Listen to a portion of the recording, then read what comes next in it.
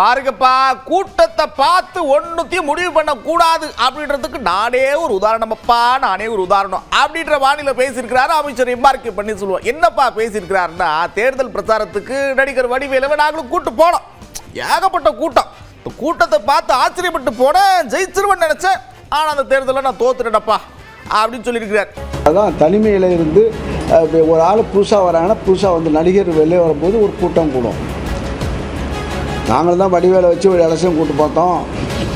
வடிவேலை வந்தால் போட நான் தான் அப்போ தான் 28,000 ஓட்டை தான் தோத்தேன்.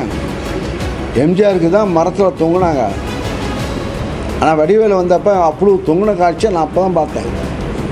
என் தொகுதியில் வந்து தொங்குனா மரத்து கிளையில் இருந்தால் அவ்வளோ கணக்கான ஓட்டு, லட்சக்கணக்கான பேர் மரத்தை ஒவ்வொரு மாதிரி தூங்கிட்டு இருந்தான். நம்ம ஜெயிச்சுட்டான்டான்னு பார்த்தா அப்போ தான் 28,000 ஓட்டை தோக்குறேன். அது வரைக்கும் நான் ஜெயிச்சிருந்தேன். அது நடிகர்கள் கூட போட்டால் நேரடியாக வந்துட்டா பார்க்கறது ஒரு விஷயம். பார்க்காதவங்க பார்த்தா புதுசாக கூடும்ல, அதுதான்.